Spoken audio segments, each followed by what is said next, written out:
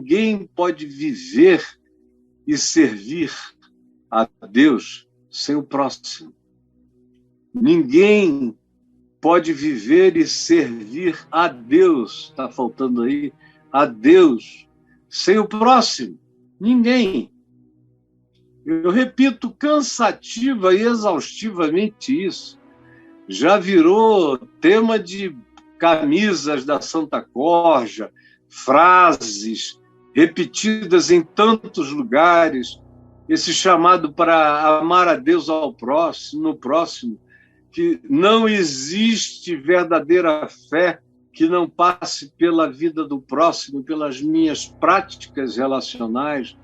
Não existe amor que não seja praticado no laboratório dos vínculos humanos. Não existe amor por Deus que não se transforme de fato em amor pelo meu irmão, pelo meu próximo, não apenas os que me querem bem e aos que eu gosto, mas até aos que me odeiam e os que não gostam de mim, como Jesus ensinou, mandou e ordenou, e nos ensinou a perdoar, e nos ensinou a amar, e nos ensinou a dar outra face, e nos ensinou a andar outra milha, e nos ensinou a ir adiante, nos ensinou a deixar os outros se cansarem do mal, enquanto eu não desisto do bem.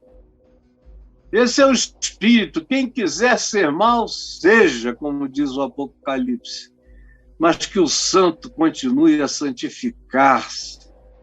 Quem quiser ser mal, pratique o mal até morrer de canseira e enfado da sua própria maldade vaidosa. Mas aquele que tem consciência do bem, pratique-o, porque o mal cansa, mas o bem fortalece.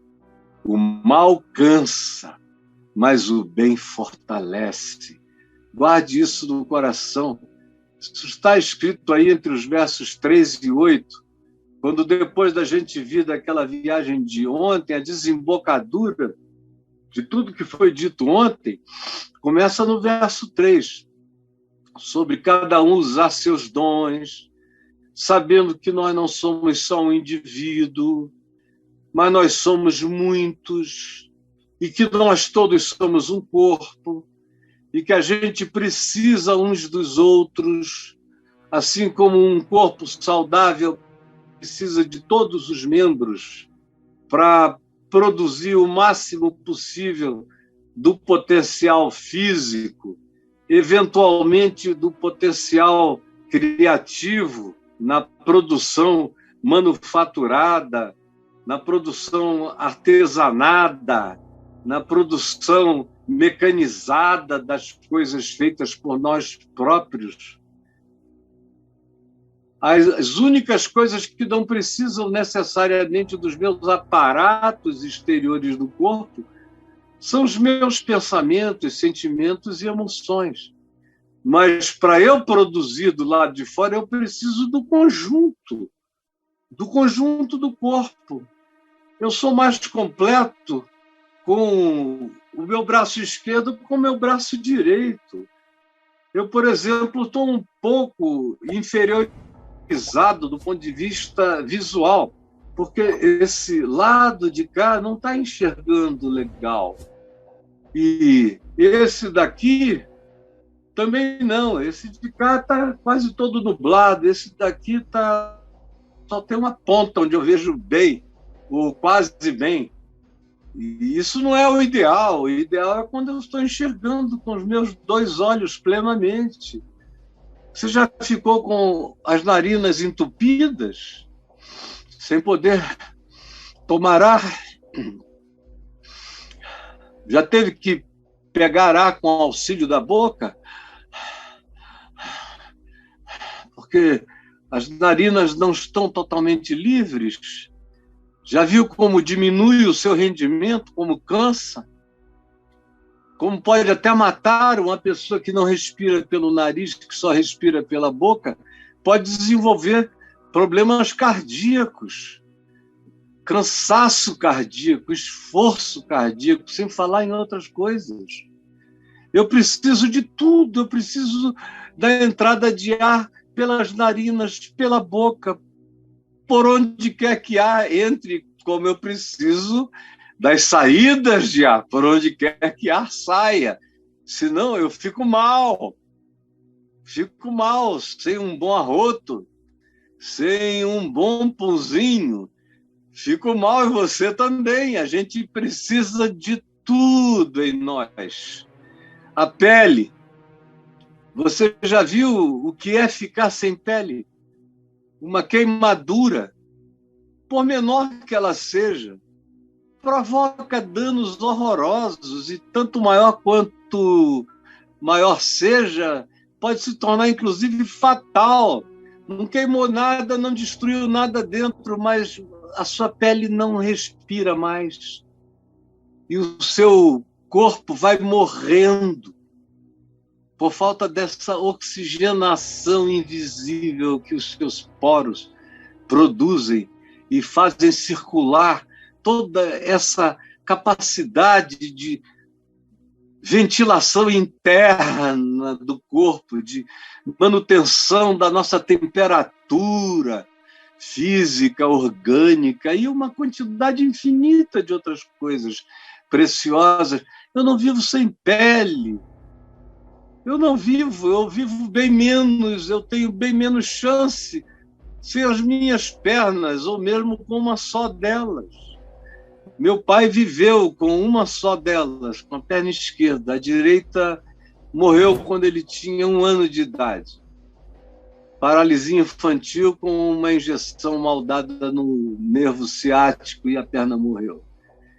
Ele foi um homem que se superou em praticamente tudo. Agora eu fico imaginando o que aquele homem não faria se ele tivesse a perna direita boa, como ele teria sido um fascinante jogador de futebol, por exemplo.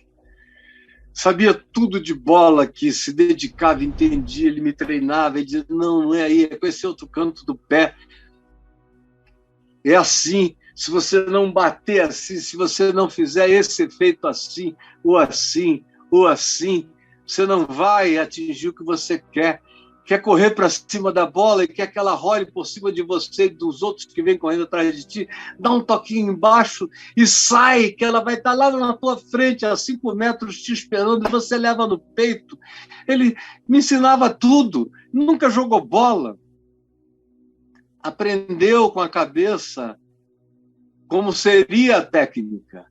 Mas se ele tivesse praticado, meu Deus, além de saber com a cabeça, ele viraria um instinto futebolístico em si mesmo, porque a gente precisa de todos os membros, de cada um deles.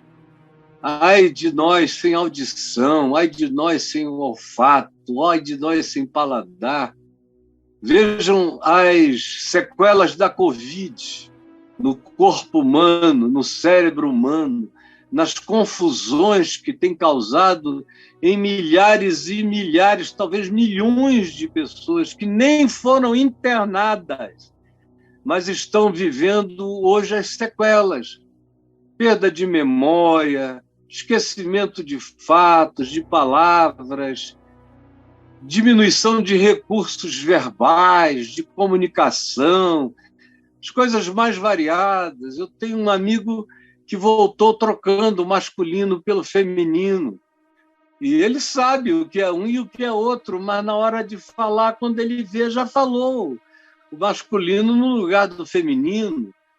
E assim é uma quantidade enorme de coisas que eu preciso que estejam funcionando em mim. São órgãos, são membros, são recursos, todos meus, mas que sem os quais eu não me expresso em plenitude, eu não me basto no meu eu. Meu eu precisa de todo esse recurso, de todos esses acessórios para a expansão da comunicação de mim mesmo. E é o que Paulo diz do verso 3 ao verso 8, usando o exemplo do corpo, dos dons variados que cada um tem. Aí ele diz, se é isso, faça.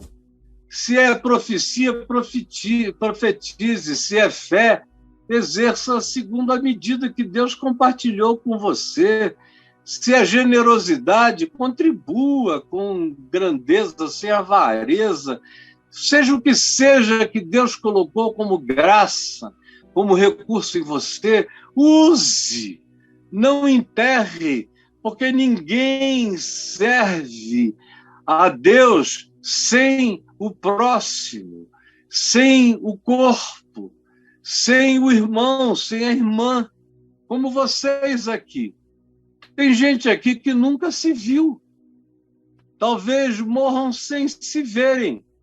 São pessoas de lugares diferentes do Brasil e da Terra, mas que já formaram aqui uma pequena congregação, que eu sei que do particular ajudam-se uns aos outros. Vêm-se por fotografia, por chamada de vídeo, conversam, ajudam-se, compartilham, favorecem-se, porque é inevitável. Eu vejo como vai crescendo, como termina o nosso programa, o Papo de Graça, e eu vejo que ficam 500 ainda aqui, 450. Ficam, às vezes, quase 1 hora depois de tudo acabar conversando, batendo papo, dependendo do dia, da possibilidade de tempo de cada um. Eu devo reconhecer que à noite esse tempo era mais longo e agora, durante os programas de dia, parece que está todo mundo querendo correr para algum lugar, então diminuiu um pouco. Mas ontem mesmo eu observei os 300 que ficaram aqui um tempão ainda conversando. Por quê? Porque a gente precisa uns dos outros, é natural, é corpo. É por isso que a gente quer namorar, porque sozinho eu não me completo. A masturbação não me preenche, eu preciso de um outro, para que seja comigo uma continuidade, seja uma extensão de mim e eu dele. A gente gosta de família quando família é boa, por quê? Porque ela nos torna maiores, ela nos aumenta, ela nos favorece. A gente conta com extensões da gente na família, nos pais, nos irmãos, nos filhos, nos amigos. E também nisso que a gente chama igreja, quando é boa, quando é de fato um corpo de Cristo, corpo de dons, corpo de serviço, que expressa amor com carinho, com verdade. Então isso nos torna mais fortes, maiores, isso nos dá mais amparo, isso diminui o luto, isso diminui o tempo de angústia, isso pode fazer crescer a consolação, isso pode aumentar a nossa esperança, isso pode fortalecer a nossa fé, isso pode nos exortar na direção boa, melhor da vida. O outro me melhora e eu preciso dele e ele precisa de mim. É o que Paulo está dizendo aí. Você quer servir a Deus, quer que a sua vida seja dele, tem que haver aquela escolha de se entregar, tem que haver aquela vontade de resistir ao que não é evangelho, que não é vida no evangelho, e tem que ter essa disposição de transformar a mente. E isso não acontece sem que eu perceba e me vincule ao meu próximo, porque ninguém serve a Deus sem ao próximo, a menos que você esteja exilado numa ilha deserta. Aí, você não tendo absolutamente ninguém, eu sugiro que você cuide da criação toda, você cuide das florestas, do Pantanal do lugar, dos animais do lugar, que você evite o que pode ser evitado, que você se alimente sem exasperação angustiosa que leve você a pegar mais do que precisa, que você creia no ciclo da natureza e saiba que o pão nosso de cada dia nasce em frutos todos os dias, em toda a terra. É só estender a mão, com confiança de que as estações nos servem, assim como nós também servimos as estações. A gente, portanto, só ama a Deus e só serve a Deus sabendo que ninguém pode viver e servir a Deus sem o próximo.